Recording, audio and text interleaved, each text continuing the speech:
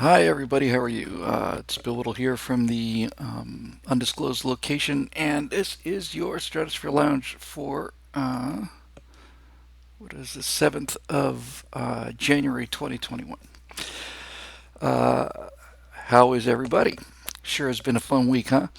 Um, I think I'll just lead off with what's just on my mind here because, needless to say, it's been an interesting couple of days. I put up well, let me just walk you through my last 12 hours or so. I was pretty much out of the loop all day yesterday, and I didn't really realize exactly what had happened until last night. So I took a look at that, and then I got about 3 or 4 hours sleep, um, and I woke up around 5, I guess, this morning, and I looked. Actually, I think it was before I went to bed last night. It's all kind of a blur, to be honest with you. Uh, I I took a look. I saw a link for Glenn Beck and Glenn's response to this. He brought out the blackboard, uh, and he just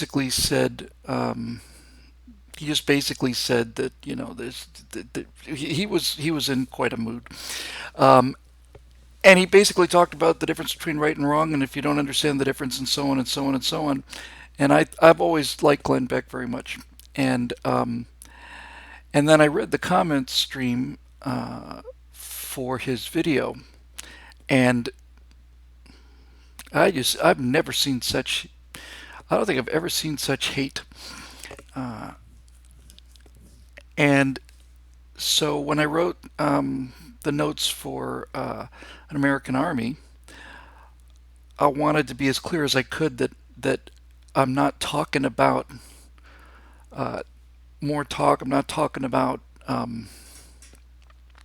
I tried to avoid the misconceptions that people read into what Glenn had said, and so I put it up, and I was actually very proud of that thing today, that American Army piece, and I still am. And then I made the mistake of looking on YouTube, and an awful lot of the same thing, you know. So now your strategy is bend over and take it. I see. Canceled my YouTube subscription, or you seem to be more upset about what happened in the Capitol than you ever were with the Antifa riots. Why didn't you say anything about them? This kind of thing. Um, so one of the things that I'm having to learn how to do as I get older is I'm having to have a a thicker skin about. I've always been able to take criticism from the other side. It's when people from our own team start calling you coward or cuck or what. It's tough. But I'm getting much better at dealing with it. So uh, I think the main point here is I'm still kind of in the warm up, but I was just taking a quick look at the questions on our YouTube page, and uh, to me, what I wanted to talk about, at least from the beginning, um, I would like to know what I'd like to answer Joseph Saker's question, and this is, to me, this is really it. I think he just absolutely nailed it. He in the comment section here at the Facebook page, he said, "What would you say to the people who just want blood at this point? Seems to me there are a lot of people who no longer care how or if they win as long as they can make the left suffer." Um, yeah.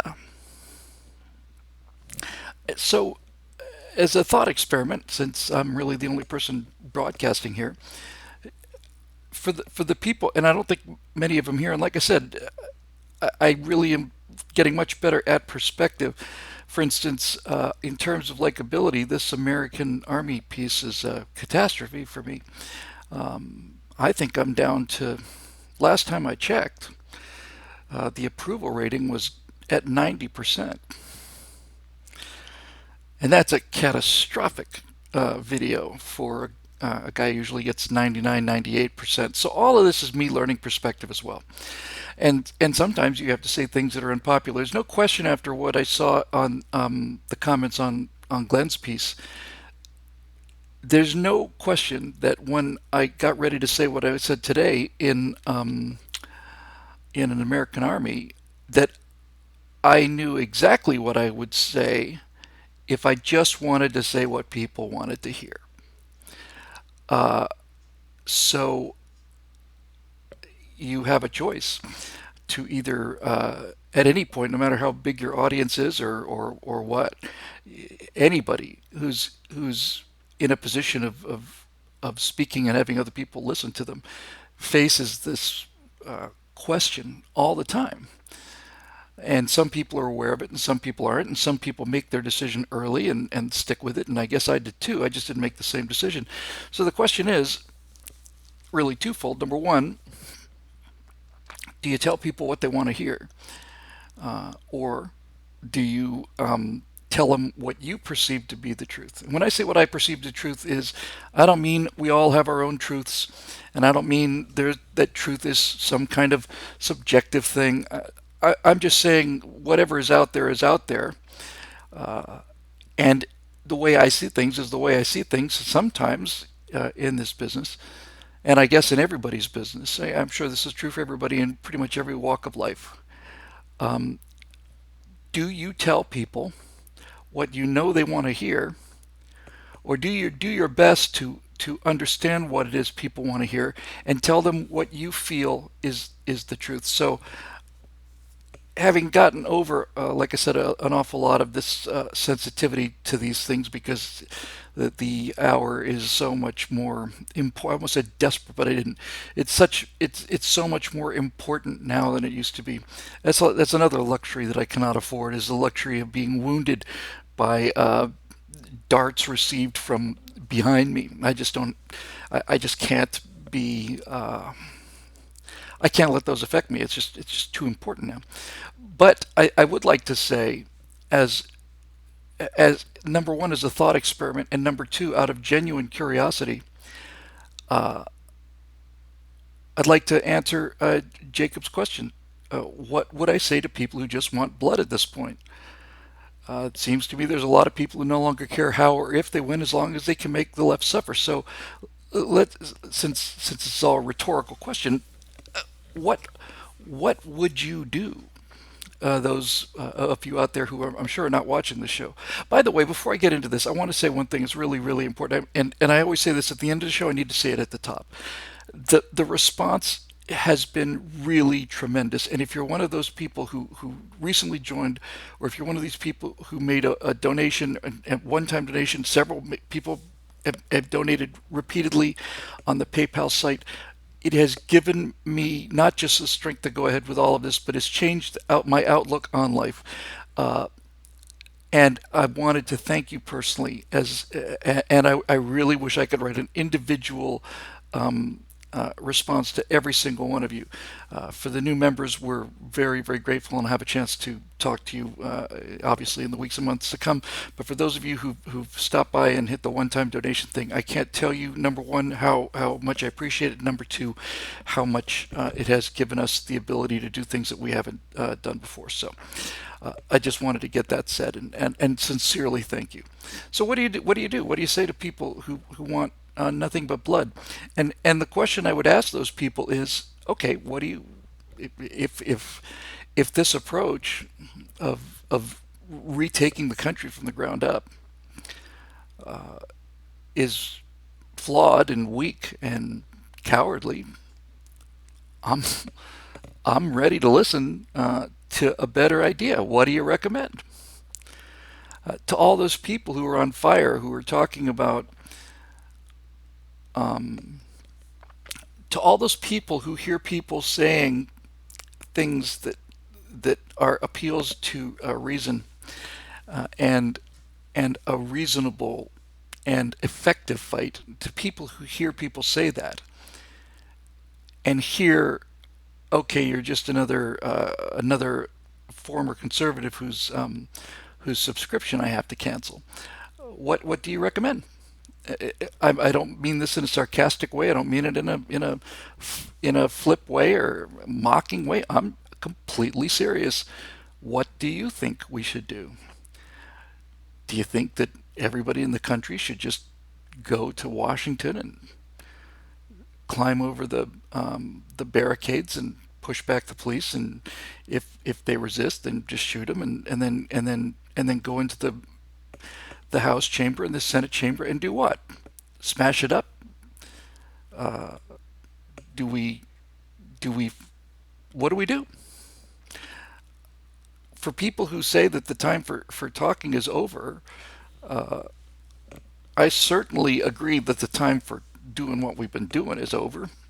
But I genuinely don't know what they want to do. I know what they want to feel, and I know what they want to hear, but I don't know what they want to do. And that's why it's time, I think, and that's why it's important for people who have a real commitment to truth and morality. It's that's the time when it's most necessary to not tell them what they want to hear. Because to me, that's not only lying, it's also genuinely dangerous. I could have gotten out there and said, "All right, this is it. This is it. This is the time. This is the moment. If it's not that we all need to go, and then we need to go and we need to tear this down. We need to, you could say that, but what do you think would happen in a case like that? It's not a question of, geez, people would be killed. I understand the whole tree of liberty being watered with the blood of patriots things. I do. And I genuinely don't think that I'm afraid of that aspect of it. But I don't see how doing something like that, how listening to the people who I think that Jacob just put it so beautifully, people who just want blood at this point, what what would you have us do?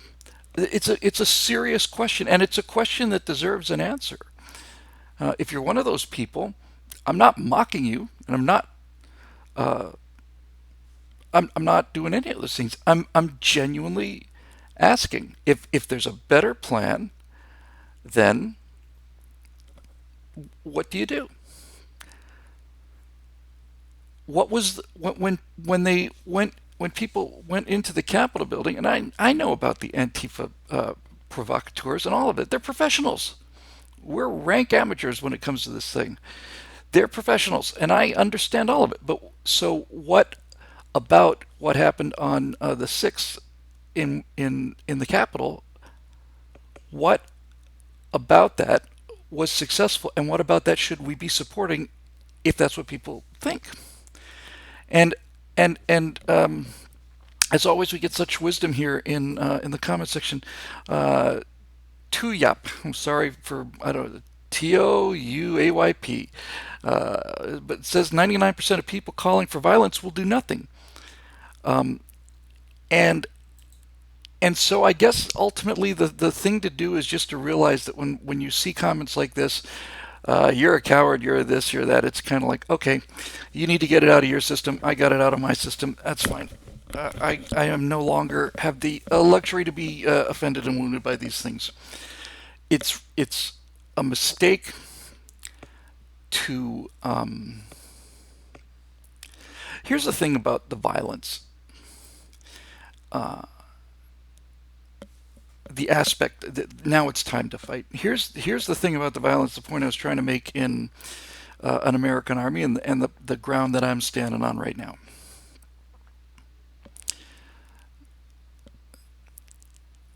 The difference between a lot of people said the Tea Party, the action, not the Tea Party movement, that the actual Tea Party was necessary, but I didn't hear anybody say that they could imagine George Washington there or any of the other people that actually got us through the revolution. I think the Tea Party was pretty much what we saw in Washington. It was a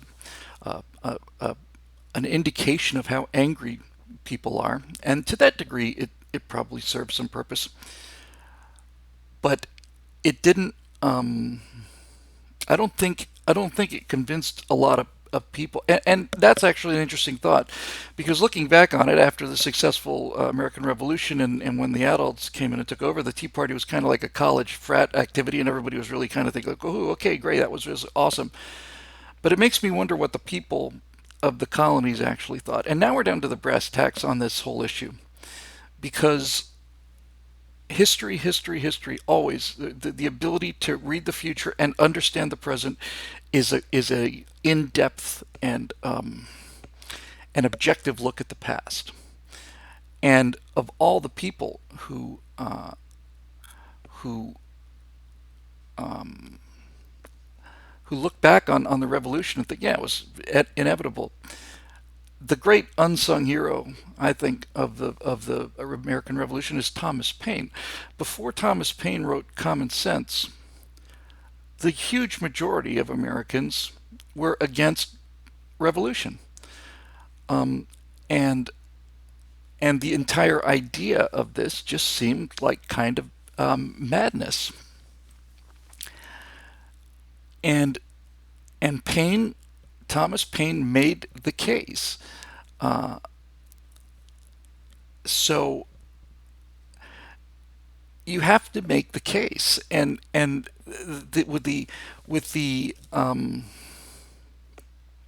the voter fraud thing, no one made the case. No, there was no Thomas Paine. There was no, and to the degree that voices were making the case, they were shut down. I get all of that, but there was never the case made. Thomas Paine, in Common Sense, made the case for the revolution and for independence, and everything that followed after that had to come from the fact that he'd managed to convince enough people that this was the right thing to do. And that's basically the way I see myself right now. Is that no one has made the case, no one's made the moral case. To me, the high point of the American Revolution occurred before the Revolution. Uh, when you look at the French Revolution and all of the blood and all of you're guilty, off with his head, and the Russian Revolution and all of that blood and all of the blood that's accompanied all these revolutions. To me, the high point of the American Revolution happened before the first shots were fired. To me, the high point of the American Revolution, and the thing I'm most proud of, and one of the stories that makes me so proud to be an American, was the incident where John Adams defended the British soldiers at the who were accused in the Boston Massacre, and basically got them their freedom. Not because, and I realized too that Adams was vilified. Yeah, we thought you were a patriot. Turns out you're just a traitor and a Brit in disguise and all the rest of it. And and it's very, very well done in the John Adams series. But the reason that is so important to me is because that set the tone not only for the American Revolution, it set the tone for the American Civil War. There was one execution after the American Civil War, and even that was shameful. Shameful. It was the commandant of the Andersonville prison camp, which was essentially an Auschwitz in terms of the way the people that came out looked like the people who came out and survived Auschwitz. But other than that, there were no executions after the American Civil War. There were no executions after the American Revolutionary War. There was no bloodbath. There was no frenzy. There was no murder rampage that has accompanied every one of these things in every revolution and every civil war in human history. They've been bathed in blood of civilians in the streets. I'm not talking about battle casualties. That's an entirely different thing.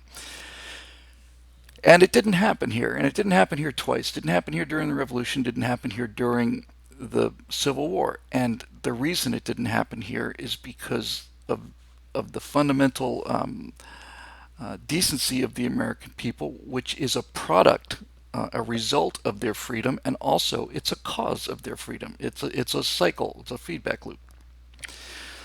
Free people don't have to execute their political enemies, and free people don't have to murder children or civilians, because free people understand that their future and their destiny is determined by themselves.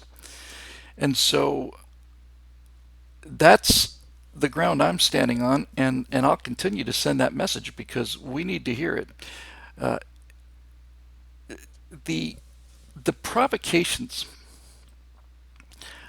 as I said in the American Army thing, are as I said the day before this thing happened. The provocations are unbearable. Somebody just mentioned, I haven't heard it yet, but somebody just mentioned in the comments stream that apparently Chuck Schumer said that January 6th is the same as December 7th. That this was an attack upon the great American tradition and the American institutions that Chuck Schumer has worked so hard to steal. Uh, and when you hear people like that, when you hear the people who commit the crime calling for justice, that's when the rageometer goes in. That's when the needle just doesn't move anymore. You know, oh, it's in the green. Oh, we're getting into the yellow now, and now it's getting dangerous. Pressures are getting. Oh, good Lord, we're in the red zone. Look at that. But when you hear the criminals actually calling for justice, and that's when the outrage needle just goes and just locks itself down. It's like those scenes in Chernobyl where the what's the radiation count? It's 300 Rankins. It's 300 Rankins because that's as far as the needle goes. Your machine is pegged now, and turns out it's 15,000. But yeah, John Pershing just put a great term on it. Outrage redline. That's really it. I love that, John. I'm going to use that. That's exactly right. People have been just redlined. They're now, the outrage is now so high that it's not measurable. The needle is up against the red line and it's pinned there, and so you can't even measure it anymore because, like I said, you're thinking, my God, this thing goes up to 300 and it's 300. That doesn't mean it's at 300. It means 300 is only as high as your measurement goes. It gets in, like I said in the Chernobyl thing, it's 300. No, it's 15,000. It's just your machine only goes up to 300. So when you hear that, uh, and you hear these as again as Jacob put it, when you hear people calling for blood and saying blood is the only answer, I don't know. Um, I don't know how that works. And number two, I don't know that I want to be a part of that. I know for certain fact that I'm not going to be a part of any revolution, and I don't want to belong to a country that has the blood of people running in the streets, civilians. I'm ready to destroy as many combatants as there are combatants.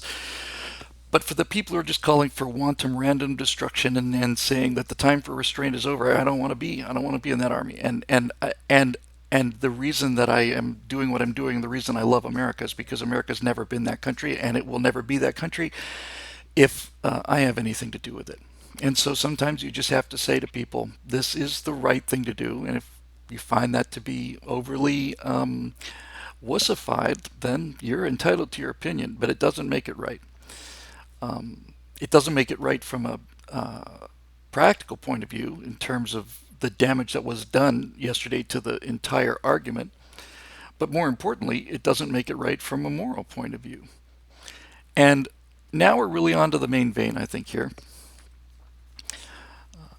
Most of the people who are calling for blood and saying the time for talking is over are people whose outrage meter is pegged and has been for a while, and they simply don't know what else to do.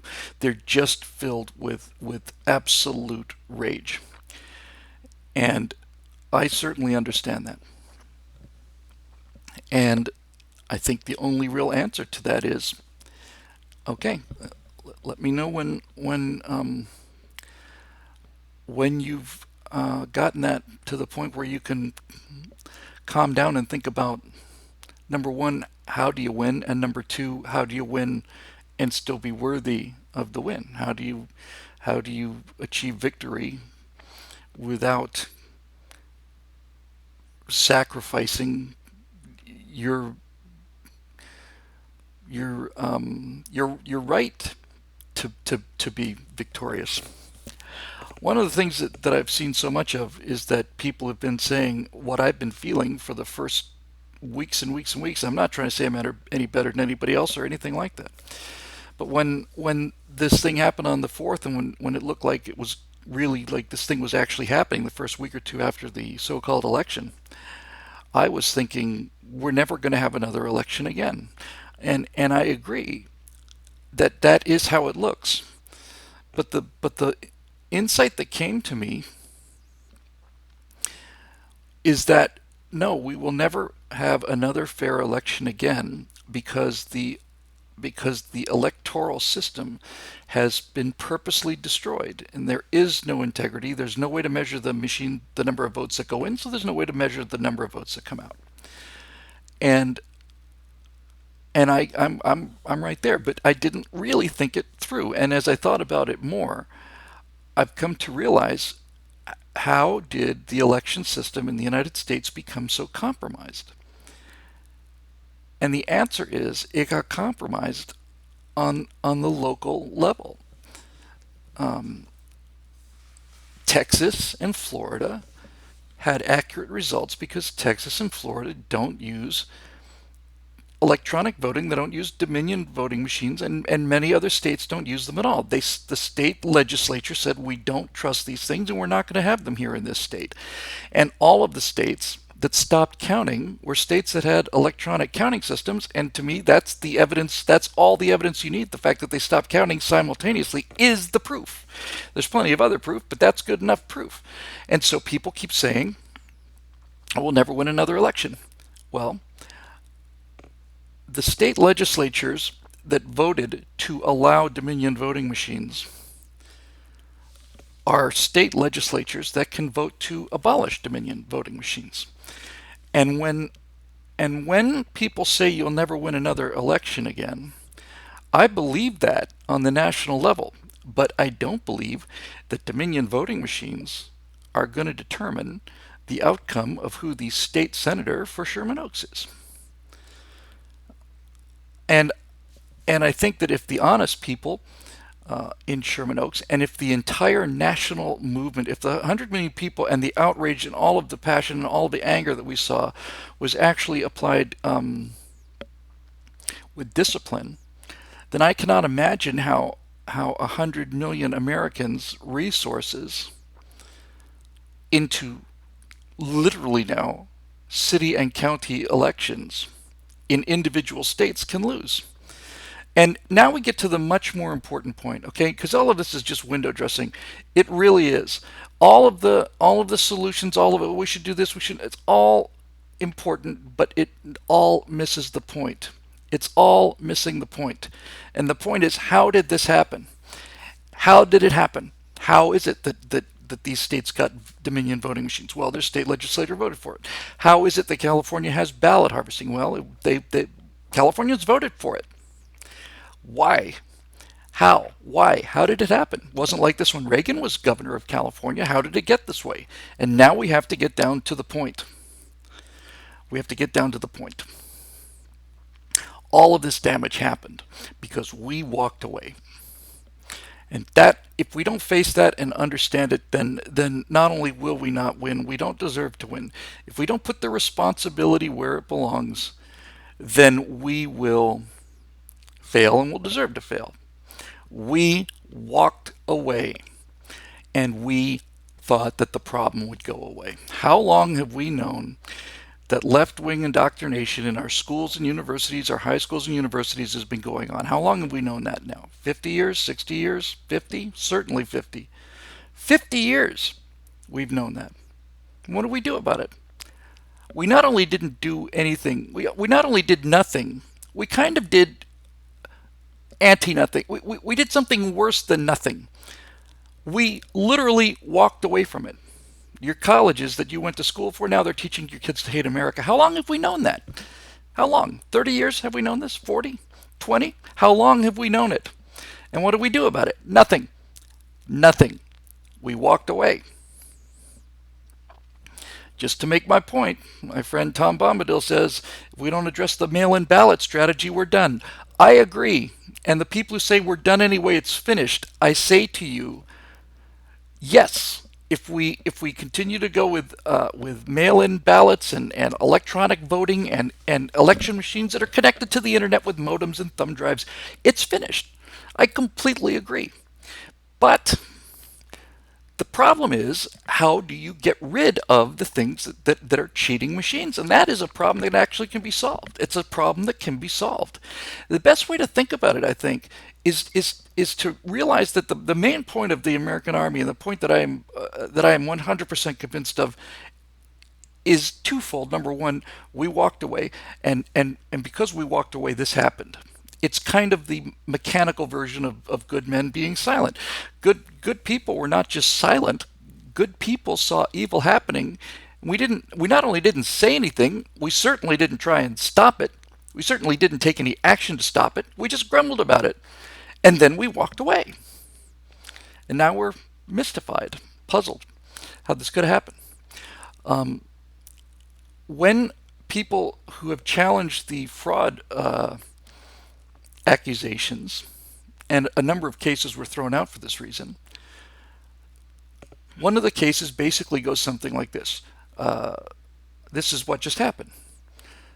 Conservatives say and Republicans say, well, they changed the rules. They changed the rules before the election, and that's not fair. And the court says, agreed. Why didn't you say anything about it before the election? Why didn't you say anything about it before it happened? Now you're complaining about it because you lost. That's a profoundly good argument. That's the fairest of fair questions. We all knew that this was going on. We just thought we could win by a greater margin than the margin of fraud. But the machine they built after 2016 was a machine that increases the fraud to the degree necessary. We thought, well, maybe they can swing 2 or 3% of the vote. Why did we ever accept that in the first place? But we did. So we're going to have to win by 4%. Well, guess what? The way these machines are tuned is if you're up by 4%, then it'll give them 5%. And if you're winning by 10%, it'll give them 11%. And, and, and why did we accept this? How long have we known about these things? Not how long have we known? This is where we need to go, and this is where we need to stay, not to whip ourselves until we're bloody and beat our head against the wall so we all just go out and commit suicide. But if you're going to fix a problem, if you're going to get out of a problem, you got to know how you got into the problem. And we got into the problem because we saw things happening and we didn't want to deal with it. We didn't want to deal with it. We were either too busy or we were too whatever. And if you don't understand it and accept that, then the problem will continue, because if you don't get your finger on the problem, you can't solve it. We walked away. We walked out of schools. We walked out of universities. We walked out of the news medias. We walked out of movies. We walked out of show business. We walked out of the pop culture. We walked out of all of it, just walked away. And I keep coming back to this because it's not the center point, it's the bellwether. It's the weather report for the entire culture, not even the culture, for the entire moment in time. We walked away from those institutions, and the visual indication, I'm not saying this is as important, I'm just saying the fuel gauge is how we walked away from what Star Trek used to be, Star Wars, all of the things that we loved. We let them ruin them, and we just complained about it, and then we did nothing. Nothing. So now here we are. Now we have a rogue government that wasn't elected by the people. We have the law enforcement agencies that we've always trusted are now after us and have been for quite a long time. We knew that the IRS was targeting conservatives in 2009. 2009, my friends, is 11 years going on 12 years ago. And what did we do about it? Nothing. And what did we do when Donald Trump upset the entire plan of these criminals? And we had won the presidency and the House and the Senate. And we had 2 years to do whatever we wanted to. We had 2 years to overhaul all of these things, to pass, call for national legislation or something about standards. We had the first 2 years where there was all this talk about the border wall, and nothing happened during those first 2 years. At what point are we going to accept responsibility for what happened, simply so we can understand what we have to fix so that we can get it back? There is some hope in this. There's a lot of hope in this. And the hope is simply this: everything that they got away with because nobody opposed them. If we had opposed them, they wouldn't have gotten away with it. I had a conversation with somebody yesterday on the phone, a teacher, a university professor of chemistry, who said, "There's a lot of stuff on campus I want to talk to you about." So I talked to him on the phone for 45 minutes, maybe an hour, something like that. And he said, "The one thing you need to keep in mind, Bill, is not just how bad things are on campus, but also that when two or three teachers stand up to this kind of bullying, the bullies back down." I said, "That doesn't sound true." He said, "But it is. It is true. Now, it's hard to find two or three people that will stand up, but all of these people that are calling for this or calling for that, when one or two people stand up and say, no, this is wrong, they back down." And I thought, my God, so that's what happens when you don't walk away. When you actually stand up for things, these cowards and bullies back down. So that's a data point. That's something to think about. So for those people who are calling for blood and going in and smashing up the Capitol and time for talking is over, that's fine. I noticed that most of those people who are making those kind of comments on YouTube are not currently engaged in kinetic operations against the government. But I don't blame them, and I don't blame them for lashing out. It's January 6th was what happens when you push people past the point where they can't take it anymore. So that's good news and bad news. The good news and the bad news is the same news. The good news and the bad news, same news, is we lost the government of this country because we allowed it to disappear, because we didn't fight, because we didn't do anything when we knew it was starting. Uh, it's like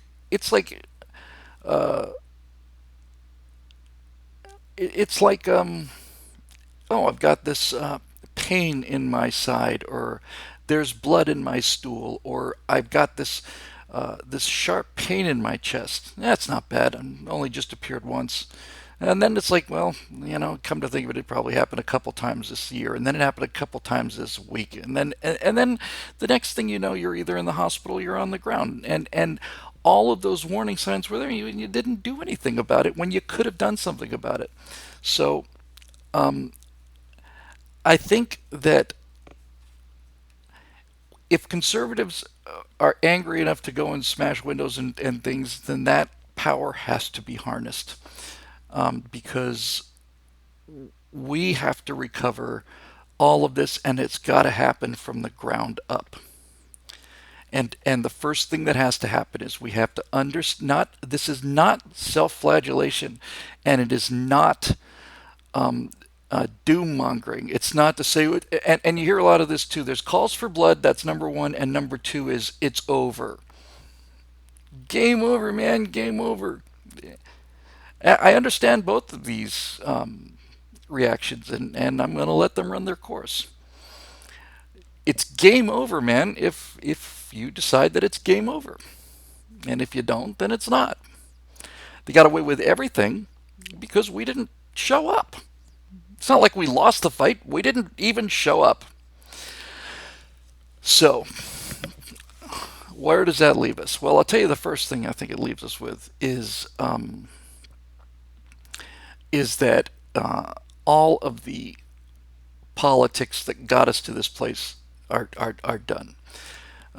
And when I talk about things like rebranding, I'm not talking about it as a marketing ploy. I'm not saying, oh, we need to put a new veneer on this same product because sales are down. When I talk about things like rebranding, I'm talking about an entirely new product. And when the Republican Party was created in 1856, from Whigs, they didn't name themselves the New Whigs or the Real Whigs or the Compassionate Whigs or anything. They basically took what was the Whig Party in America and said, we're going to be about slavery. We are going to be the anti-slavery party. We're going to call ourselves Republicans, and that's who we're going to be, and that's what we're going to be about. And that's where the Republican Party came from. And they didn't just change their focus, they changed their name because they were about something different now. And it's time for us to do this too. All of the all of the divisions that we are used to don't make sense anymore. There are there are the brand the brand is permanently damaged, and it damaged itself. And so to go around calling yourself a Republican now is not only to carry the burden of the targeting that's been done over the last 40 years. It just is simply not longer the truth. How many times have look, let's just do a little serious walking through our own history, shall we? The last time that the Republicans controlled the House, the Senate, and the presidency was way back 4 years ago. And a Republican president, a Republican House, and a Republican Senate did nothing. They didn't repeal Obamacare. They didn't put up the border wall. They didn't do anything. Why? Um, well, because they're politicians, and because we thought that it was about Republicans and Democrats, because that's the language we'd been using. And since that's the language that we've been using, the language that we use determines the thought. All thinking is, all human cognition is, you can't have human cognition without language. This is why George Orwell was such a genius in 1984. George Orwell realized in his novel that if you could destroy the language, you could destroy the thoughts behind the language. If there was no longer a word for freedom, if action that you would otherwise call freedom was called double plus ungood behavior, then you can't talk about freedom because the word is gone. The genius of 1984 was that the state succeeded, that the big brother state succeeded by destroying language, not and destroying history and all the rest of it, destroying families. That's what the state did, but they destroyed language. Our new version of the new seventh edition dictionary, we're proud to say, has 60,000 fewer words than the sixth edition, says the guy at Winston Smith's table of when he's receiving his algae paste or whatever they're eating. Fewer words, yeah. If you don't have a word for freedom, how do you discuss it? But not more importantly, how do you think about it? So, all of this. Um, so,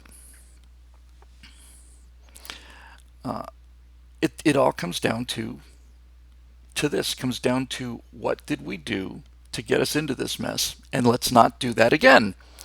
And we walked away on every level, and now we've got to get it back. And I am utterly convinced we can get it back. But when I say things like it's time to change the brand, we elected a Republican House, a Republican Senate, and a Republican President. Mission accomplished. No, because that was not the fight. That was not the fight. The fight wasn't between Republicans and Democrats. The fight was between elitists and the people. The fight was between people who are desperate to get inside the circles of power and stay there and tell other people what to do of both parties versus the people that were in their good nature sending them there to do some actual good. Which brings me around again to my conclusion and my utter certainty of the way out of this, and that is simply this. The people who want to be politicians cannot have the job. The people who want to be politicians are the enemy, even if they're Republicans.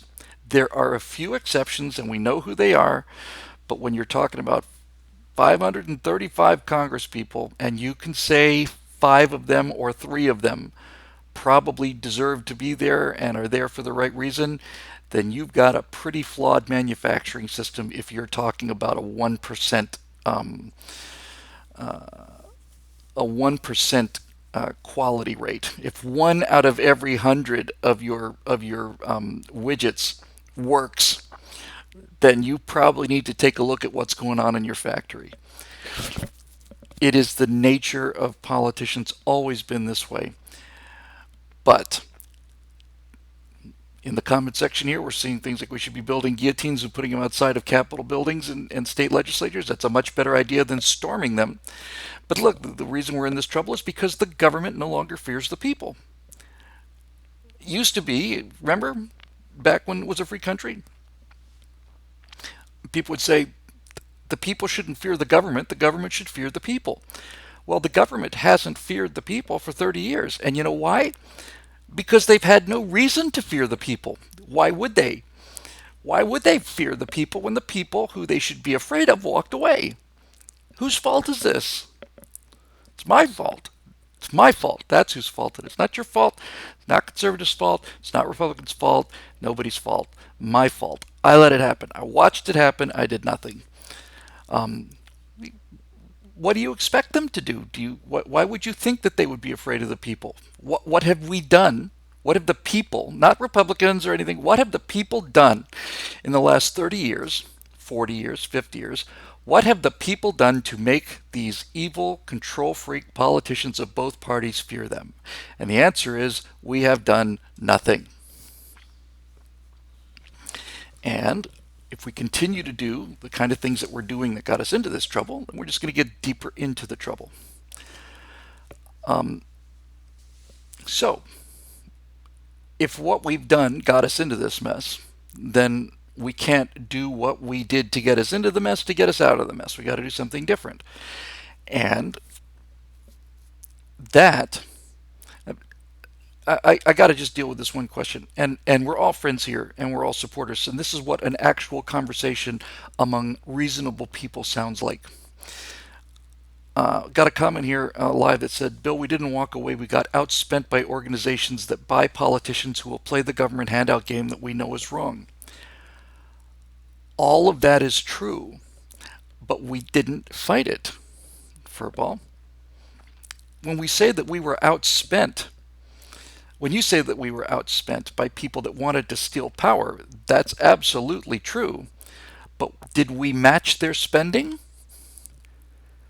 Did we match their spending? Did we match the amount of time that we put into this? Did we match them? That's like saying we lost the fight because they came and brought more people to the battlefield. Well, that's true as far as it goes. It's absolutely true. But why did we let them bring more people? If they're outspending us, why didn't we raise the spending? All of this is connected. And by the way, the spending thing is the issue. I can't tell you how many times I genuinely, and I mean this sincerely, this is not hyperbole on my part, I do not know how to count the number of times that I have gone to public speaking events. I've probably done 200 of them.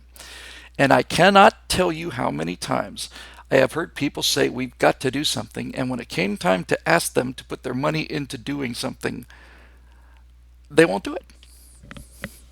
They won't. And there you go. The responsibility, the vast majority of people will basically go where everybody else is going. That doesn't mean they're sheep, it just means they're people. It means they're human beings. It means that if you tell them something and you constantly feed them something and everything that if everybody is moving in one direction, people are going to move in that direction too. There's not anything to be particularly ashamed of. The only time you should be ashamed of that is if you know you're moving in the wrong direction. But if you walk into a building, let's say you walk into you're going to Comic-Con. How frivolous an example can I take? How far away from the serious can I make this? You're going to Comic-Con and you're dressed up like Iron Man and you made your suit out of cardboard and you painted it yourself. And you walk into Comic-Con and you see a long line of people standing there. What are you going to do? You're going to go stand in that line. And you're going to go stand in that line because you're going to assume correctly 99.999% of the time that that line is people waiting to get into Comic-Con. So when you see people standing in a line, you're going to go stand in the line too. That's the smart thing to do. The problem is that every now and then the line is not for tickets for Comic Con. The line is into the abattoir. This is the line that you stand in before they get you with the rotating knives. It's the line to the gas chambers, and you just don't know it. People go where people go. It's not only human nature. It's human nature because most of the time it works. If it didn't work, then it wouldn't be human nature. It would have been selected out. So understanding that means that the people who are responsible for fixing the situation have to understand the situation. And you have to understand it by taking responsibility for it. We walked away. We walked away. We walked away from all of it. And we're not going to win until we own it. And we're going to win. And so let's own it. If it fills you with shame and anger and disgust, me too. But those emotions aren't going to do us any good anymore. So instead of just beating ourselves up about it, and instead of simply bashing our head against the wall or lashing out in rage, why don't we just understand that that's what happened? And why don't we also understand that I'm going to argue again, and Tom Bombadil is one of our greatest supporters, and this is not a fight. This is a discussion. This is how engineers solve a problem. Tom says we didn't walk away, we shut our eyes. Tom, it's the same thing. It's the same thing. It's actually not the same thing. Shutting your eyes is you can still act, and you can act with your eyes shut. But we didn't just shut our eyes. We shut our eyes and we walked away. We abandoned the institutions. We abandoned them. And we abandoned them because we had better things to do. And we abandoned them because we didn't want to do the work. We abandoned them because the country and the society that we were given was so magnificently opulent and prosperous and secure. And our lives were so good and so enjoyable that the idea of us getting into the mud and running for municipal county assistant supervisor, why would you want to do that when things are this good? Nobody wants to do that. Some people do. Some people do. Some people want to do that because they don't have better things to do. We conservatives didn't want to deal with politics because we had better things to do. But the people who took the country away from us didn't have better things to do. This was the best thing they could do. And they worked at it like animals. They never surrendered. They never gave up. They worked and worked and worked and worked and worked. And as Silent Gloves points out, we made a society that is so prosperous that socialism sounds good. All of the people in America, every single one of them, every single one of those kids waving Soviet flags and putting the hammer and sickle up there and talking about how great communism is and how great socialism is. Every single one of them are socialists in a capitalist society. Every single one of them are enjoying their hysterical dream of socialism in a capitalist world. If they were in a socialist world, they would be thinking about how to get out of socialism. We just, yeah, Flat Dark Elf's got it exactly right. Benjamin Franklin. Mr. Franklin, what kind of government did you end up giving us? A republic, if you can keep it. Just because we let it go doesn't mean we can't get it back. And frankly, if that's how you feel, then you don't deserve a government that belongs to the people. We not only have to accept responsibility, folks, we also have to do the next thing. We have to accept the responsibility for it. We have to understand that we're the architects of our problem. We walked away for all kinds of reasons. And then we have to do the next thing, which is we have to forgive ourselves for this because we didn't do it on purpose. We didn't say, oh, to hell with the country. I don't care if it goes to hell. I'm just going to go out and party. That's not what happened. We walked away from it because it happened incrementally, and more time went by, and we began to feel like there's nothing we can do about it. We have to accept the responsibility, then we have to forgive ourselves. Because if we don't, We're going to spend the next few years just burdened with despair and shame and guilt, and that's not productive. The, this strategy of buying, well, yeah, actually, you know what? It's a perfect Freudian slip. I almost said the strategy of buying the country back from below, and then I censored myself, but I was right the first time. We're going to have to buy the country back from the bottom. We're going to have to buy it back. That was a profound, real-time revelation that you just heard. I didn't mean to say buy it back. I meant to say build it back or earn it back. No, I mean buy it back. We're going to have to pay for it, and not just pay for it in effort and time. We're going to have to pay for it in cash. We have to buy it back. We have to buy it back. Woody Fool says you have to join the government to kill it. I would disagree slightly with that. I would say you have to join the government in order to make it back into the size that it came in, put it back in the box it originally came in. Yes, the way to recover the government is to recover. The way to get the American government back is to remove the politicians and fill it with citizens. This is the big revelation for me. And this is it, right? And does anybody really fundamentally disagree with this? This is not about Republicans and Democrats. It's about elitists and it's about the people. It's about people who think they're better and smarter than other people versus people who just want to be left alone. And since the people who want to be left alone want to be left alone, they walk away because they want to be left alone. They say, I want nothing to do with politics. That's great. That's a good attitude. The problem is, politics wants to have something to do with you. And you can't walk away. You can't. You can't walk away from politics because politics follows you. Politicians and elitists will follow you until they control everything. And the further away we walked, the the further they came after us. So the answer is not just to turn around and shoot them. The answer is just turn around, walk back, and do the hard work necessary to make it happen. And all of the things that I had ideas for, I don't know, 6, 7 years ago that seemed just a little bit too radical for actually happening, I think now are not only possible, but I think are required. What would an American government that was made up of citizens as opposed to politicians look like? Well, I'll tell you the first thing that it would look like is it would consist of one term. It would be a one-term office. And if you built a political party, if your political party's fundamental, what's the brand? Okay? What's the brand?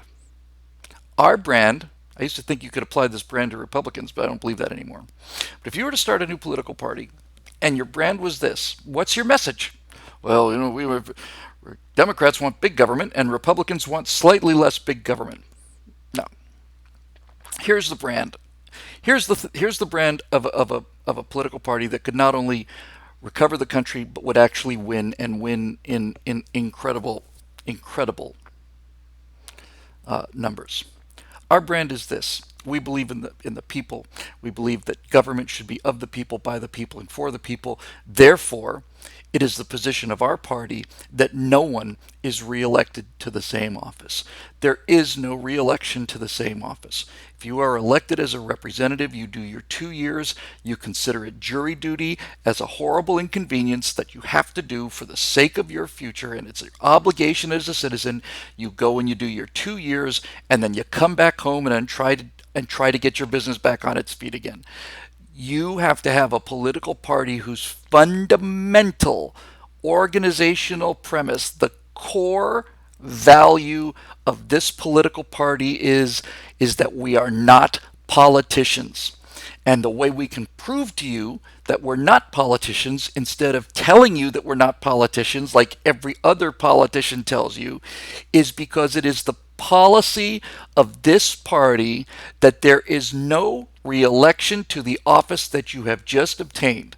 Now, we willing to say that there is possibility that there might be some people who are very, very good at putting the government back in the box they're in, but the lifetime idea of politicians who become incumbents and then stay there forever is anathema to us.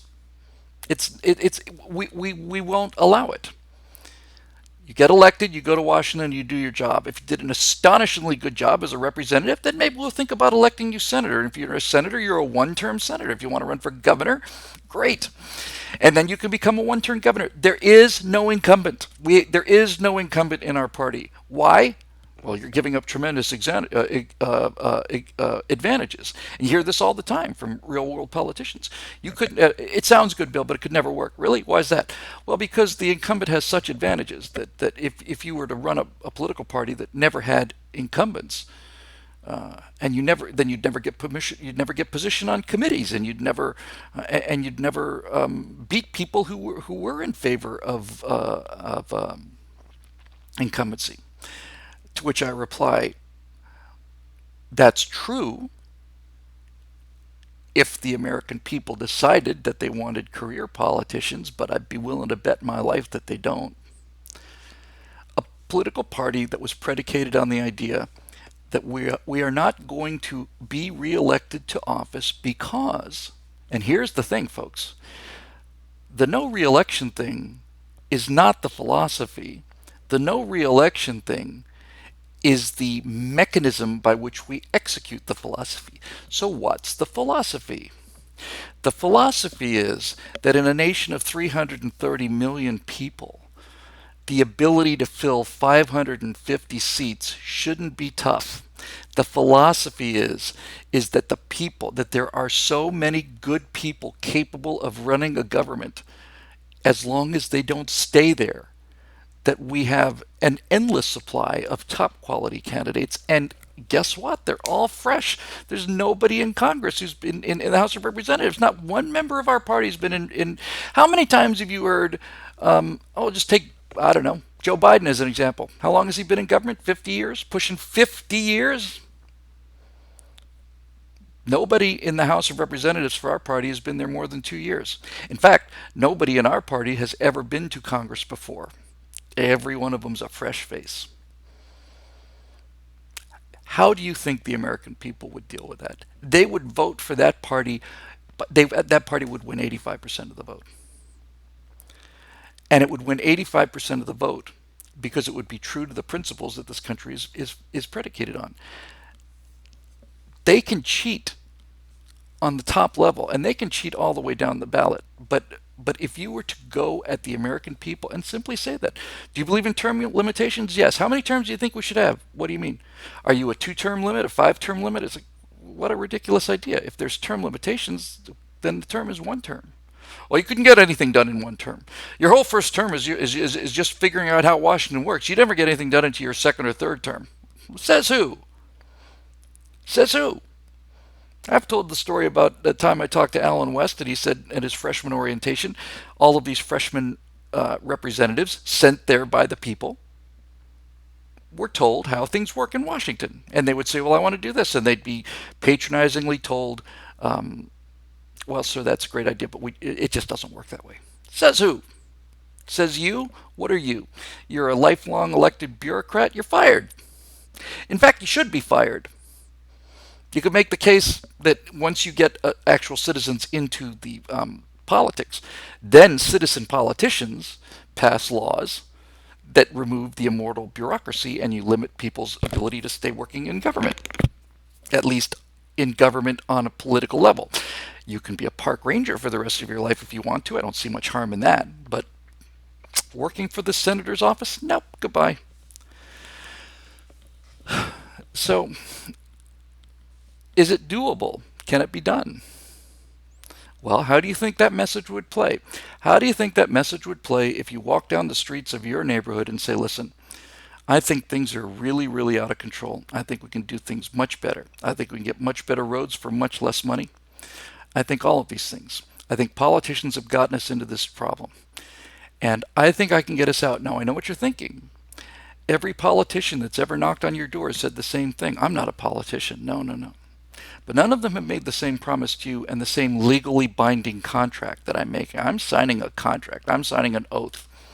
I'm signing a legally binding oath that says that I am not going to run for re-election. And since I'm not going to run for re-election, and since I'm signing an oath, an affidavit, whatever you want to call it, a legal contract, I am not running for re-election. Money can't touch me. If you think there's too much corporate money in politics, then I'm your guy, because I don't need corporate money, because I'm not going to be reelected, because I'm not going to run again. And if you think there's too much government money and union money and public sector money in politics, I'm your guy too. I'm not going to take any of that because I can't. I can't spend it. They have no power over me, because the power that influence groups have over politicians is the power to give them money so that they can be reelected. But they have no power over me. They can throw all the money at me that they want to, but it doesn't do any good because I'm not going to be here in 2 years. How how do you think a political party like that would do? They'd kick everything, kick so much ass they wouldn't know what to do. They would just destroy any political party. They destroy Republicans. They destroy Democrats. If you went to the American people with that, you would win 85 or 90% of the vote. And the only people that would vote against you would be bureaucrats. And you can say, well, they'll cheat. Well, they'll certainly try to. They'll fight for their lives to cheat. But we already know that what they've done because nobody fought back. So what happens if you fight back? What happens if you bring an army to the game instead of just a squad? What if that was it? We have a philosophy. We believe in the idea of self-governance. And that doesn't mean that we elect people for life, because once those people have been gone for 2 or 5 or 6 or 7 years, all they do is think about staying there. They're to whatever degree they originally had an obligation to the people, gone. They use the same kind of justification that everybody else does. I need to be reelected because I'm doing so much good for my constituents that it would be a crime against them if I were to lose. And they believe it. When you hear people are saying, well, what about the courts? The courts are going to do this, courts are going to do that. Judges are elected too. This is the good news and the bad news. The good news is that all of these positions are open, and that through persuasion and just for once, it would be so nice to hear somebody say, this is what we're for, not what we're against. This is what we're for, not what we're against. And I don't blame you for not trusting me, because the only reason I'm here is because I don't want to be here. I don't want the job.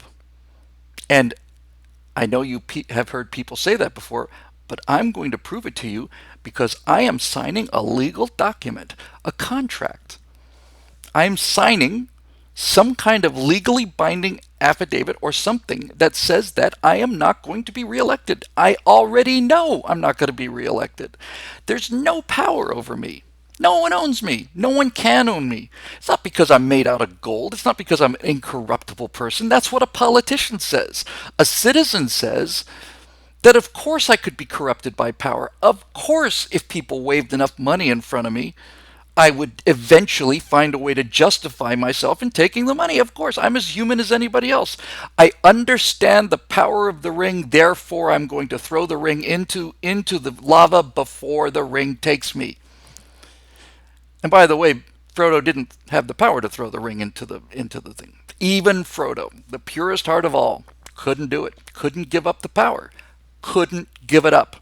So, since we can't give it up, I am binding myself.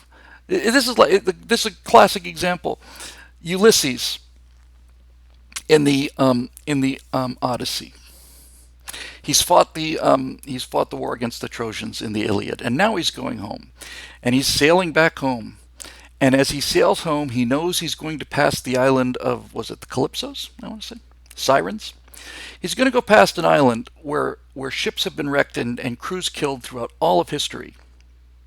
And the reason is that the song that these women on this island sing is so seductive that it drives men mad. It's such a seductive, beautiful song that to hear it means that you will steer your ship onto those rocks and all will be lost. And every single person who ever said, no, no, no, not me, I'll be able to resist it. I am strong enough to resist it. Well, the power of the sirens is it is an irresistible power. And the ego and the pride of the people who said, I'm strong enough to resist it, were the people who ended up dying and being eaten. Ulysses, on the other hand, Ulysses had the wisdom to understand that he is as susceptible to the siren song, which is where that term came from, as anybody else. And the genius of Ulysses was the reason that Ulysses could hear the song of the sirens and live to tell about it was because he understood that there was no resisting it. So for those of you not up on the story, what he did was he had himself tied to the mast of his ship, to the center mast where the sail was. He had his crew tie him to that mast as tightly as he possibly could, and then he had every other member of the crew stuff wax into their ears so they couldn't hear a thing. And then he told them to steer by the island, and as they got closer to the island, he heard the song of the sirens, and he started to say, "No, no, no, it's beautiful. They're completely wrong. Just take us over there." And screamed and yelled and pulled and cursed and told them, "Let me go. I'm ordering you." They didn't do it. They couldn't hear it because he had the wisdom. The wisdom. This is the story of Ulysses. He had the wisdom to bind himself to an outcome before the temptation hit because he knew that if he was exposed to the temptation, he would fall. He wasn't as arrogant as all the rest of the people who said, "No, I'm stronger than that. I can resist it." No, you can't. No one can. That's why it's a myth. That's why it's a legend. Because nothing can resist them. Nothing. And the only way to hear that song, the only way is to restrain yourself so that when you change your mind, you're no longer able to. And this is the genius of this idea. I don't think that anybody who would join this party is so incorruptible to think that, yes, I said I'm not going to vote, I'm not going to be reelected. Even if you got the best people in the world, in the country, you'd still find a quarter of them that once they got into power would begin to start justifying why they needed to be reelected, which is why they have to be prohibited from it before they get the job. Now, that's the mechanism. If you sold the philosophy of that to the American people, you said, "Listen, well, are you a Republican or Democrat?" "I'm neither one of these things. I'm neither one. I'm an American citizen. I believe people should be able to keep most of what they earn. I understand that some money has to be spent on government and taxation and things, but it needs to be the minimum amount possible. And I am not a politician, and my proof to you is this legally binding document that says that I will not accept reelection, and the document that is the founding document of my political party that says if I change my mind and decide to tear this contract up, then not only will my party not support me, my party will work everything that it can possibly do to destroy me." Foolproof. It's foolproof. It's idiot proof. It's corruption proof. It's evil proof. It's a winning strategy, and it's gonna and we're gonna that's what we're gonna do. We're gonna form a party of citizens that is going to understand the danger of politics, and they're going to bind themselves to come out of that cesspool when they say they're going to. They're not going to be left the choice. We're not going to appeal to their sense of virtue or their promise. Yeah, the Citizen Party, that's not bad. May be able to improve on it, but that's basically it. Spin Top, what about the deep state? Yes, now we begin to get to the guts of it. What about the deep state? What about the FBI? What about all those people who are going to try and stop you? Well, Republicans ran in 1856, and they lost that election, but they probably lost it because it was a three-way election. John Fremont was the first Republican candidate in 1856. He might have won if it was a two-way thing, but he didn't. So the Democrat won, and we got James Buchanan, the worst president in history after Barack Obama and Jimmy Carter and all the rest. So maybe the first time out, maybe you win a few seats, but if you live up to your promise, and there's only one promise, by the way, isn't that a beautiful thing too? You're running for office, yes. What are your promises? I'm a voter. What are you promising me? I'm promising you that I'm going to come back after 2 years. But what are you going to do when you get there? Well, now that's a different discussion. That's a discussion. I don't know what we're going to do when we get there. That's up for us to decide. But my promise is that I'm coming back. I'm coming back in 2 years or 4 or 6 or whatever the term may be. That's the contract that I've signed. And that's my party. So the first cycle, some people would believe you and some people wouldn't. And you wouldn't really gain traction. You'd get a significant amount of votes when you went out the first time and you would put some people into Congress, if you promised to come back, there would be people who would believe you and they would vote you enough of you into office. But the power of this movement wouldn't be known until 2 years later, when all of the politicians who promised that they would serve 2 years only, when those people didn't run again, that's when you would really begin to get people to believe you. Now, just because you're not going to run for office again doesn't mean you're finished and useful and useless. I'm not an idiot. I just look that way.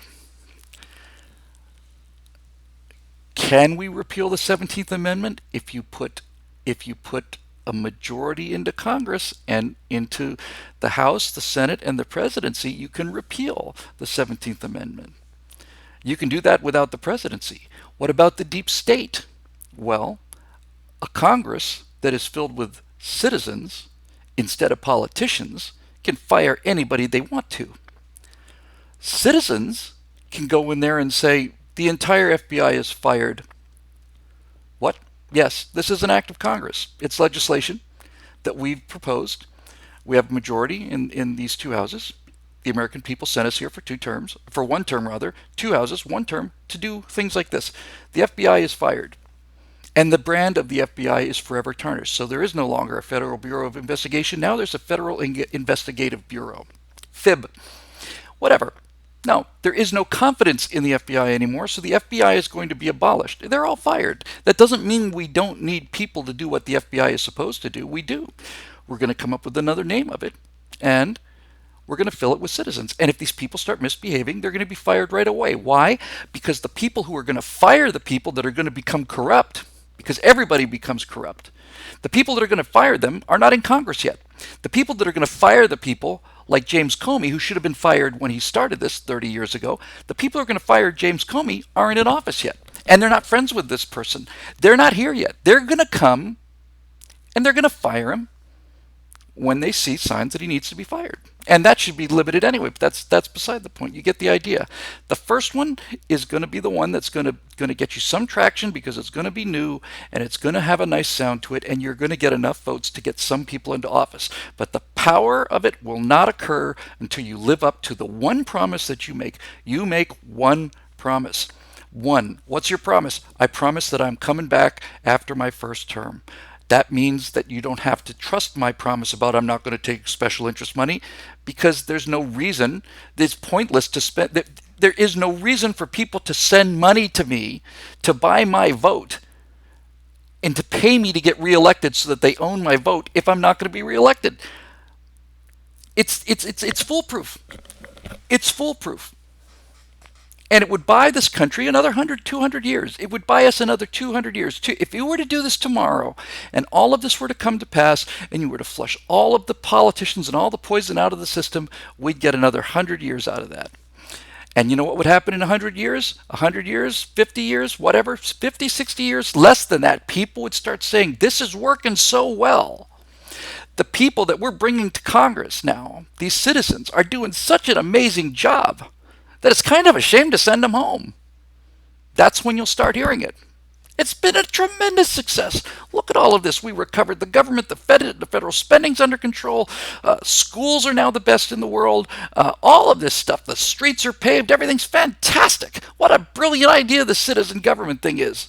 It's working so well that it seems kind of ridiculous to pull these effective people out of Congress.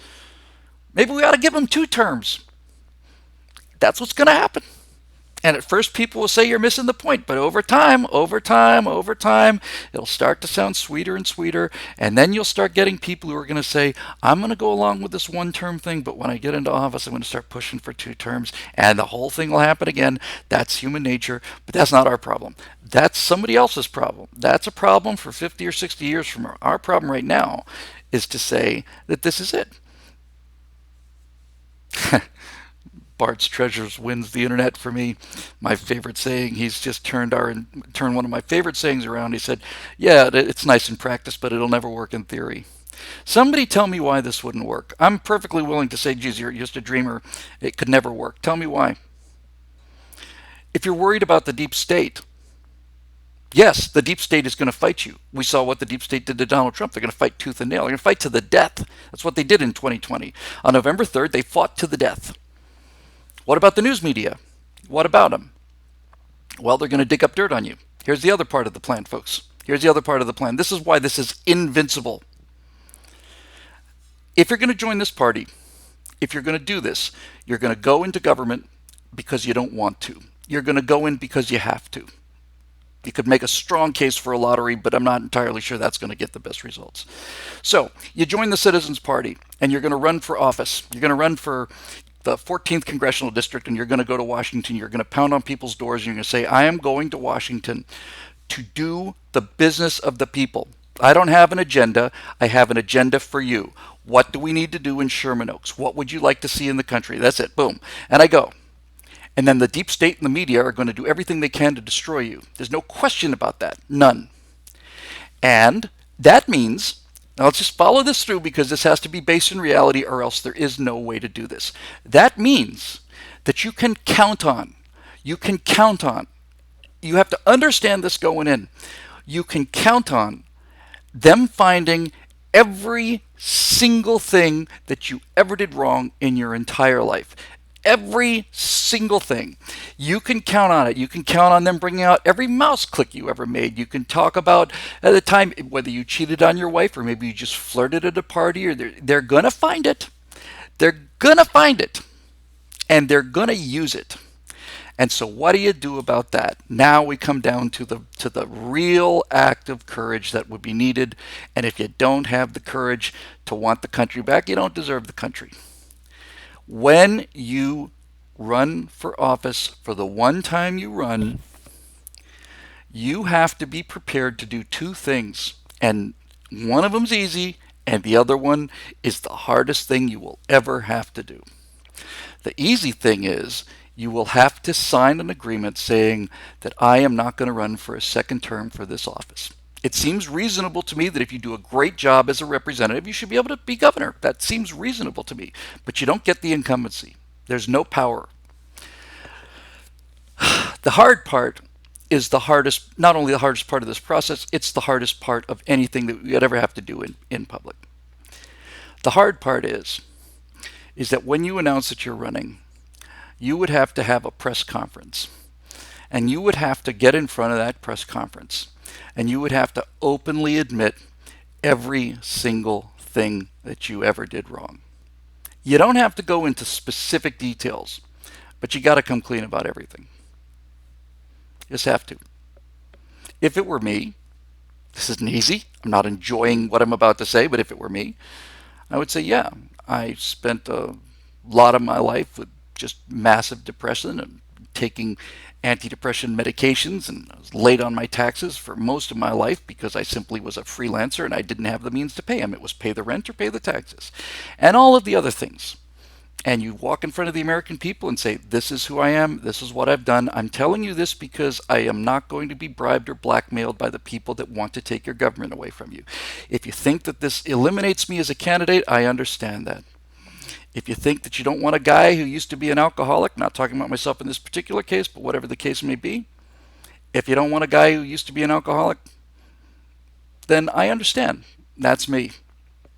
But I'm telling you the truth. And I'm telling you, you will never see me stand there in front of the press with my wife biting her lip as she stands by her man as I finally confess this secret affair that I've had with my secretary the whole time. You gotta make. But think about it now, because we're talking about the real world now. This was not feasible before, but it's not only feasible now; it's inevitable. If you stood in front of the American people and said, "Look, I have had a history of," I'm not talking about myself now. I'm just inventing things. I cheated on my first wife. I had unpaid taxes for this many years, and took me this long to get it straightened out, and I'm still trying to straighten it out. I did all of these things, whatever. And you stand for, I had an addiction problem. I was in rehab. I was in Alcoholics Anonymous. I lost my business because I drank it away. Whatever it was, you say that. You come out and put it out there in your opening press release. You make sure it's covered by the press. It doesn't have to be national news. Just have to be covered by the press. You just have to have it on record. If you have the courage to do that, the moral courage to do that, confession, is sort of the operational centerpiece of Catholicism, and there's a lot to be said for confession. Because confession requires courage, and confession requires self-examination, and it requires the ability to understand that everybody is fallible. But if you had a politician, let me rephrase that, if you had a citizen who stood up on their press conference and says, I am now announcing that I am running for city council for this, and these are the things that I've done. And I'm not proud of any of them. In fact, I'm deeply ashamed of them, but I've done them. Why am I telling you about them now? Why am I going through this? This isn't fun for me. This isn't pleasant, but I'm doing it because now no one has any power over me. The news media can't hold me hostage. Nobody can bribe me. You will never see me standing there denying something that I did. Like, how many times have we seen politicians, how many times have we heard people like Bill Clinton say, well, it depends on what the meaning of is. You're never going to hear that from me. If you want to reject me as a candidate, I understand. If you were to do those two things, if you were to say, I'm not going to be reelected, and here's my promise, and furthermore, here are all the things I've done in my life that probably disqualify me from office, then you would get 90% of the vote. You're a Republican or a Democrat? I'm none of those things. I'm here for the American people. I'm here for us. I believe in the people. In fact, my party believes in the people. And the way you can tell that my party believes in the people, instead of saying that we believe in the people, instead of platitudes from people who've been in Congress for 80 years, saying we believe in the people. No, you can tell I believe in the people because my party is not going to let me run for this office again. Because my party believes that there's somebody behind me with more up-to-date experience that's equally as good as me, and when I'm gone, they're going to put somebody else who's never been to Congress before. Then it's done. It's over. It's over. We win, they lose, and they can't stop you. The deep state exists. They'll fight tooth and nail. The media will do everything they can to bury you. But what can the media do to you? They can uncover dirt on you, right? And they can either bribe you with it, or they can reveal it and ruin you. And what happens when people have dirt on you? And what happens if there's a story that breaks about you, about something that you didn't want known? You'll deny it. Most everybody will deny it. Most everybody will try and ride it out. Most everybody will say, I'm just going to let this blow over, and the news cycle will happen, and people will forget about this. But what happens if you come out and do it? Mr. Whittle, we've discovered that taking antidepressants since 1993. Do you have anything to say about that? Are you mentally fit to hold office? I don't know if I am or not. I know I'm more mentally fit than many people that have held office. That I'm 100% sure of. And as far as your accusation goes and your charges, it's not news, sir, because I stated this clearly when I ran for office. What power do they have over you? What power do they have over you? What power do the forces of evil have over you if you do that? And the answer is none. And ask yourself what the average American citizen who maybe voted for Joe Biden, I know what the people who voted for Donald Trump would think. What do you think that the people who voted for Joe Biden would think if you were to come to them with that? What do you think would happen if a white politician went into a poor black neighborhood and said, listen, I'm not asking you to trust me, but the first thing I'd like to say to start this conversation, you go to a black church, you have the moral courage to stand there and go to a black church and say, I just want to start this discussion by something very simple that's not politics or anything. Are you happy with your lives the way you are? Is this working out well for you? Is this the dream that you had for yourself and your children? The world that you live in now and the world that I live in now, is this the best you can think of? It's not the best I can think of. So the first question I would ask is, how's it been working out for you so far? And if the answer is it hasn't been very good, then let's at least start a conversation. Let's talk. If you went into neighborhoods like that, people would absolutely back you, 100% back you. And and you would be selling not virtue signaling, you'd be selling virtue. Be selling virtue. And people would say, what's your policy towards black Americans? And you would say, my party doesn't see people that way. I can't answer the question because, not because I don't want to. I'm not going to answer the question. I can't answer the question because I don't buy the premise of the question. What do you mean? How do you feel about black Americans? I don't feel about black Americans. There are black Americans I like very much. There are black Americans I think are awful. Which one are you talking about? I think that a black businessman, a white businessman, a Hispanic businessman, and an Asian businessman have more in common as businessmen than they do with other Asians or whatever. We don't buy it. We don't believe in it. We believe that you're an individual. You're a good person. We want you on the team. You're a bad person. You're gonna be. We're not going to be people that you're going to want. Can you imagine a better life for yourself? Yes. In the comment section, there was a talk about a referendum on secession, and secession is the last resort of failure. I'm not saying it's not going to come to that, and I'm not saying I'm against it, but I'm saying that it is the admission of failure. What about it? Woody Fool's got a clever thing. He says, "Fun experiment. Exchange black with a Gemini or an Aries. What do you think about Aries people? What? Yeah. How do you feel about Sagittarian Americans? Um, what's your position on on Aquarian rights? What do you think about the rights for Aquarians for Americans? I'm sorry. Yeah, people who were born as Aquariuses. What are you going to do for them? Nothing. Um, that's a great piece of. That's a great little piece of argument there. Um, Woody Fool, you've given me some very, very powerful little piece of ammunition there. And now we begin to see why this would work. Because now, sorry, Rick, it's hard to see because Rick NG New York says, what if I identify as a Pisces? Now you've closed the circle. Now you've closed the circle. Now you've put the end of it. You put them into the ground. What if I identify as a Pisces? Now you've used mockery and sarcasm and self-deprecating humor to close the coffin on these evil bastards. What about the rights of Pisces who've been discriminated against? What are you going to do for Pisces people?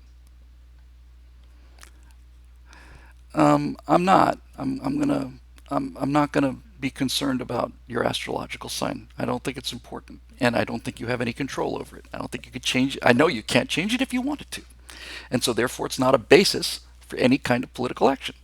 You can't make a case for anything if you can't change it.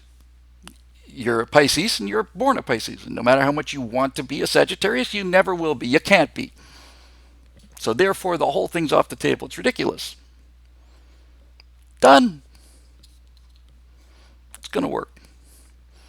It's going to work, and it will work, and we're going to make it work. It's going to start here, and it's going to spread like wildfire, and the timing is right. So for those of you who say we're never going to win another election again in this country, that's how I felt too. I really did. That was the despair I was filled with. But now I think, hang on. If you went to the people with this one promise, you would elect enough people to gain attention on the first cycle. On the second cycle, when you lived up to your one promise, you'd gain a lot of attention. Some people in the media, believe it or not, would actually start to back you. Even all the virtue signaling people out there, I'm not saying that these people are our friends, and I'm not saying they're trustworthy allies. I am saying that the people who are doing all the virtue signaling, all the people who are doing all the virtue signaling would also back you, because they're doing virtue signaling because they're trying to show how good they are. And if there was something that was actually good, if there was genuine virtue, people would back you because they wouldn't be virtue signaling anymore. They'd be virtue backing, not virtue signaling backing. Even the celebrities would get on board with this one because you'd be doing good. There are people whose entire livelihood and whose entire reason for existence, their food trough, their very survival would be lethally threatened by this. All of the people in the eternal bureaucracy, all of the career politicians will fight you to the death because this is the death for them. This is the end of them. This is the end of them. It's the end of everything that they've worked for.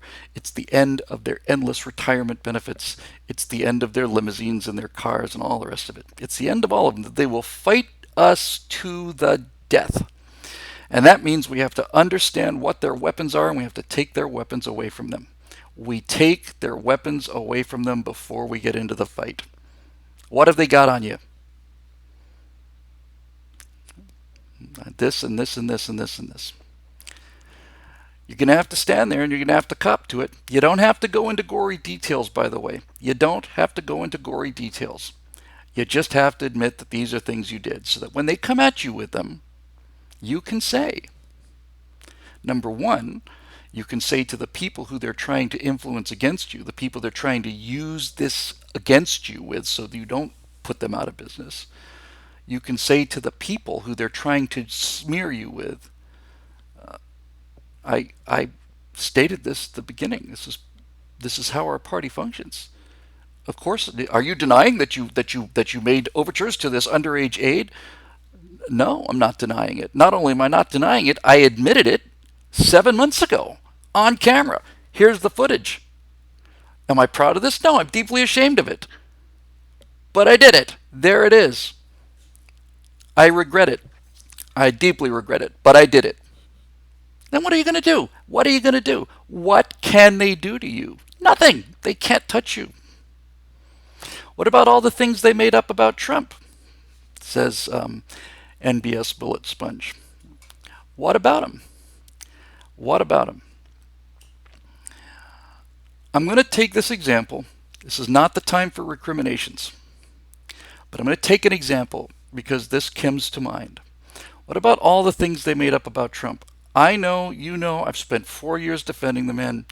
All the things they made up about Trump, they made up an awful lot about Trump. But as an example to that specific question, if Donald Trump had released all of his tax returns before he ran for office, then what could they make up about him? He didn't.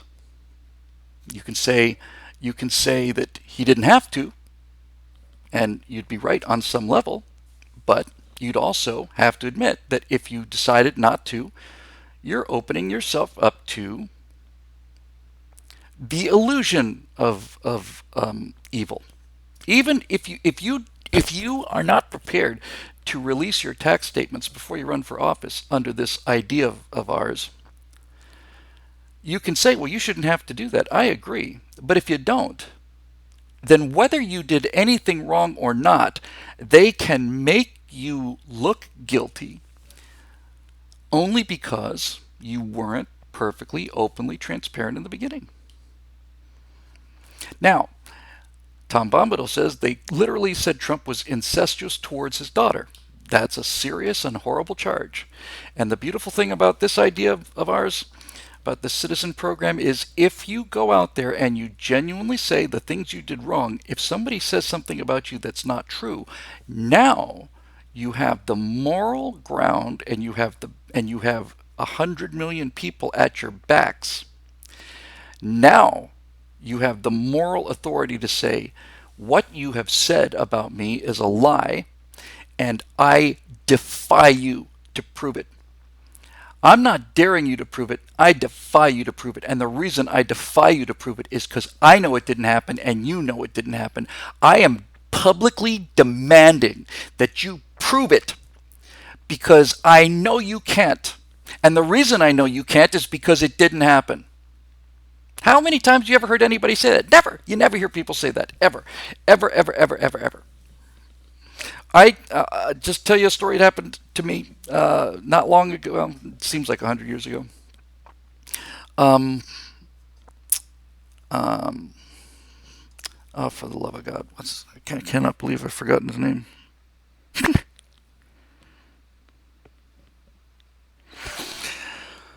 Sorry, comment section. And Trump said to them, "We'll see you in court." Yes, you can't see them in court. You see them in the court of public opinion. You get on the television, or you get you get on you whatever. You get on what you get. You get on your YouTube channel and say, "I've been accused of this, and I am demanding that they prove it. And if they can't prove it, I am going to sue them into the ground. If they can't prove these allegations, I am going to sue them out of business." And they can't prove it because it didn't happen. So the lawsuit papers have been filed for defamation. I'm going to win this case because it didn't happen. And you know it didn't happen because I've told you the things that did happen. Boom. It's foolproof. You can't lose. It can't lose. So what do you? Oh, I remember. I have to ask. I have to poll the audience. It's Who Wants to Be a Millionaire, and I have to use one of my lifelines. I have to poll the audience. I cannot believe I've forgotten the name. It's on the tip of my tongue. Who was the black politician, the businessman who ran, I want to say in 2012? You can't sue the press? You certainly can. Herman Cain, thank you. Thank you, thank you. I just utterly forgotten his name. Utterly forgotten his name. So let me tell you a true story about this. True story. I was active in the organization that may or may not have existed at the time, and I was kind of at the height of my popularity in terms of firewalls and all this other stuff. And I had somebody who was the campaign manager, at least the California campaign manager for Herman Cain, and came to me and said, "We would like you to endorse him." And I said, "Well, he seems like a good guy." This is just as the allegations of infidelity, serial infidelity, were starting to break. And I said to this person, "Well, I'm in favor of everything he says he's in favor of. What about these allegations?" And I said, "100% not true." I said, "Well, I'm relieved to hear that. 100% not true." "Yep. Well, as it turns out, this is factually true." As this person was talking to me that night, he had the press conference. Herman Cain had a press conference the next day about these allegations. And I said, "What is he going to say tomorrow?" He said he's going to come out and deny them vehemently. I said, "That's not going to do it. Of course he's going to deny them. He would deny them if he was innocent, and he'd deny them if he was guilty. What is he going to do to deconstruct the argument, to disassemble it, to destroy the accusations?" "What do you mean?" So he can't just say that I didn't do it. He's got to destroy the argument. How's he going to do that? Well, I don't understand what you're talking about. He's been accused of infidelity. His claim is that he was blackmailed as an executive by a person who basically wanted money. These things happen. I agree. So, where's the destruction of the argument? How many lawsuits have been filed against employers in the last year that had no basis in fact? I don't know. Well, you better damn well know. You ought to know that number to the number. You need to say, if he's going to destroy this argument, the first thing he has to say is, what is happening to me now happened 194,000 times this last year. 194,372 times owners of businesses were accused of infidelity and accused of sexual harassment by people who did it in order to get money from their organization. She's one of them, and I am one of 194,322 people who this happened to just last year. That's how you start. That's not the end. That's how you start. So is he prepared to do that? He's just going to deny it. Okay, well, you're going to lose. What's going to happen with these allegations? Is he going to stick around? He is going to stay. Mr. Paine, this is what was told to me directly. Mr. Paine is going to stay in this fight until the convention. And 4 days after that, he dropped out. Now, do I blame this guy for believing in him? I don't. I admire the guy who came to me. I admire him because he genuinely believed in Herman Cain, and Herman Cain was lying.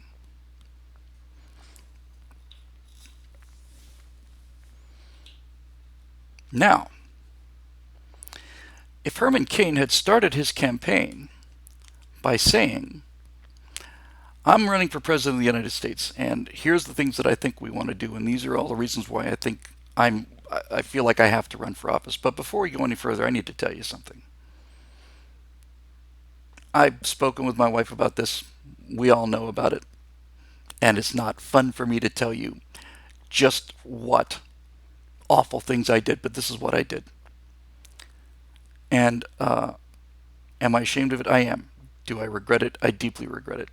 Why am I telling you this? I'm telling you this because it happened, because it's true. I'm a deeply flawed human being, and I think this entirely disqualifies me from office. But you're never going to hear me lie about it, and you're never going to hear me deny it, because I'm telling you right now it's true. What would they have done to Herman Cain if he'd started that? What would have happened when the allegations broke? If he started this by saying, I did this, I called the person or people that I was involved with, I apologized to them on the phone in person, sincerely, and I said I would be more than willing to mention you by name, that I did this to you and that I regret it. If you want me to say that publicly, I will. If you want me to protect your privacy, I'll do that. But nevertheless, that's it. Now, that kind of person deserves public office. It doesn't matter that they failed as a person. We all fail. But now you begin to see the picture. Because now you're not talking about a political platform other than virtue. And you're not talking about a brand other than that we believe in the people.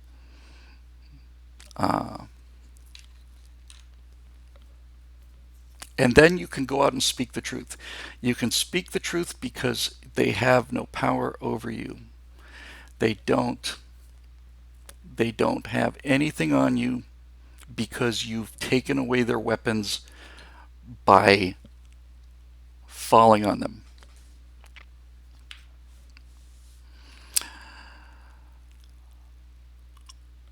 It's going to work. It's going to work. I think anybody who hears this idea loves it and knows it'll work. And the question now is, can you, me, all of us, can we sustain the belief in it when the excitement of it passes and all of the kudzu of life starts to pull you down? Oh, well, yeah, it seemed like a good idea. And do you have the courage and the strength and the faith to stick with it, to genuinely do it?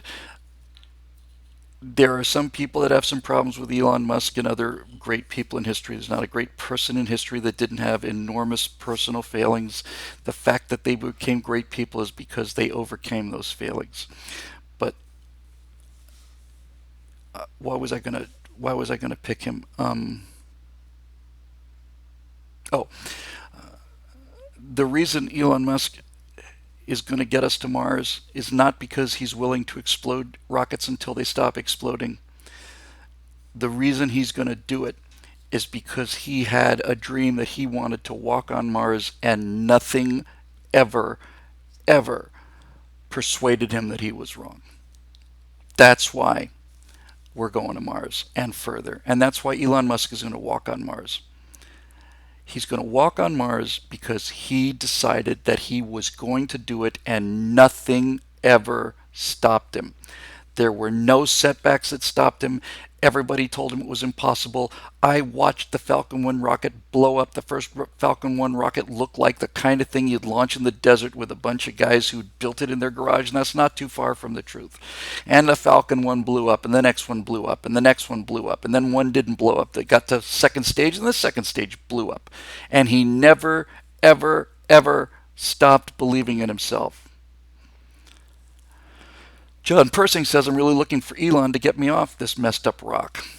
Well, John, I feel the same thing you do. But guess what? Elon Musk is not going to get you off this messed up rock. If you want to get off this messed up rock, you're going to have to get yourself off the messed up rock. You're going to have to team up with Elon Musk or whatever and get yourself off this messed up rock. Elon Musk succeeded because Elon Musk didn't believe that somebody else is going to do this better than me. Dave Big Booty, did Musk say that? Dave Big Booty is one of our favorite people in the whole world. Just put a quote down, and the quote is, I want to die on Mars. I just don't want to do it on landing. Did Musk say that? Because I know Musk has said he wanted to die on Mars. That's a great thing. Yeah, this rock is worth saving. Yes, he did. Okay, fabulous. That sounds like him.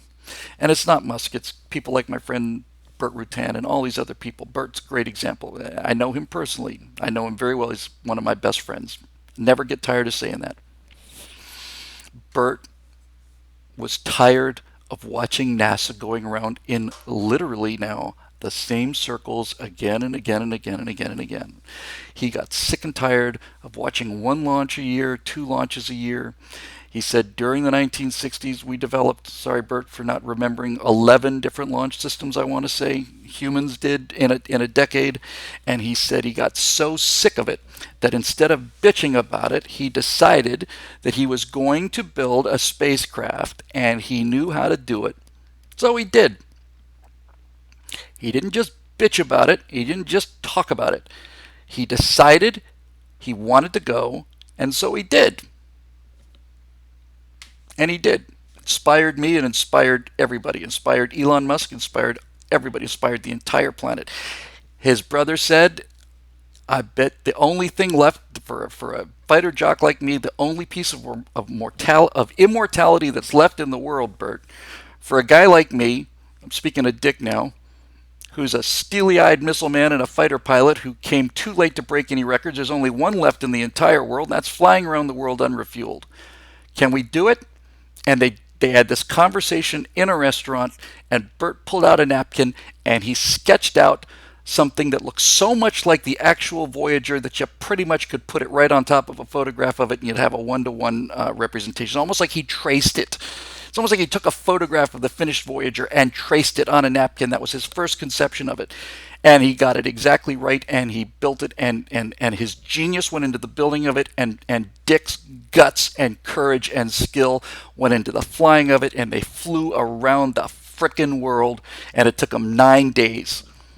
And there's so many times when that airplane nearly crashed, so many times when they didn't have the money. They never had the money. That the Voyager project never once was funded. They never once during the entire process did they ever say, we've got the money, let's get to work. They had the worst part of Voyager, and I know this from personal experience, the worst part of it by far was not knowing how you're going to find the money to do what you need to do tomorrow. How are we going to pay for the resin and the carbon fiber that we need tomorrow?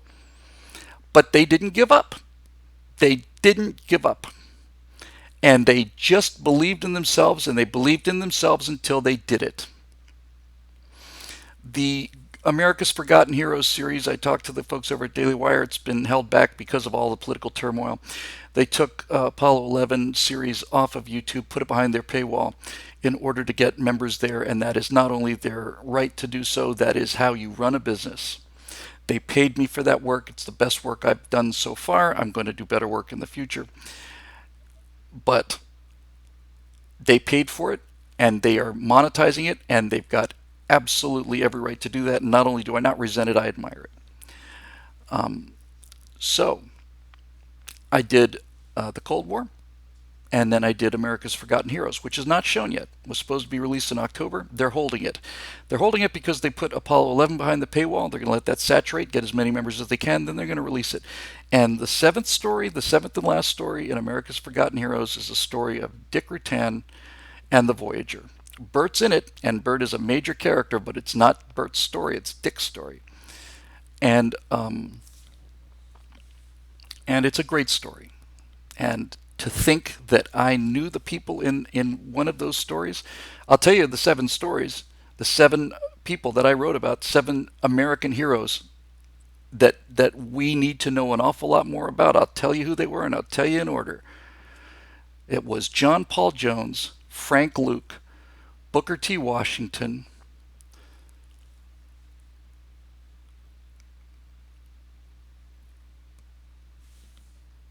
Ernest Evans, that's four, Joshua Lawrence Chamberlain is five, Jimmy Doolittle is six, and Dick Rutan is seven. And we did video on all of them, and they're magnificent. They're magnificent because I'm learning how to write, and they're magnificent because the material that I had to work with is infallible. The worst writer in the world couldn't screw up these stories. And I'm not the worst writer in the world. I can see them from where I stand, but fortunately, you learn things over your life. And so, it's magnificent, and I got to touch that piece of history. I not only got to touch it, I shake hands with it. I shake hands with it, and I stay at the houses of these historical giants, and we go out and we have beers, and talk about things. And first civilian astronaut in the history of the human species, the first man to fly in space on his own dime, didn't do it through a government, came down to my hangar and changed the spark plugs on my Long Easy designed by Bert Rutan. That's that's my reward for all of this stuff. When it becomes available, needless to say, I will let you know. My understanding is, and again, I think this is not only reasonable, I think it's smart. My understanding, as I heard it last, is that the audio of this will be made available to people for free, but the video, and we did shoot video for this, unlike the Cold War, and you need to see the video. The video is critical. It's a big part of the story. Um, I'm going to get to that in a second. Uh, it's real. It actually happened because he believed in himself. I'm going to wrap it up now. I know I didn't take as many questions as I like, but I think I talked about the most important things. I find out here that our friend Julius, um, who was a Stratosphere Lounge fan from Lithuania, who'd always wanted to come to America, came to America and married in America. And we were the day before we bought the tickets to be at his wedding was the day that the California lockdown happened, and we weren't able to attend even though they delayed it, and I'm very regretful about that, but we'll meet you in person. I find out now in real time that Julius, who is an American who was born in Lithuania, came to America legally, is here, went through all of the effort and time and energy and pain to get here. He earned his reward to be here, and instead of simply enjoying his reward, what I have just found out is that he came to America, got to America, achieved his lifelong goal, and just joined the United States Army.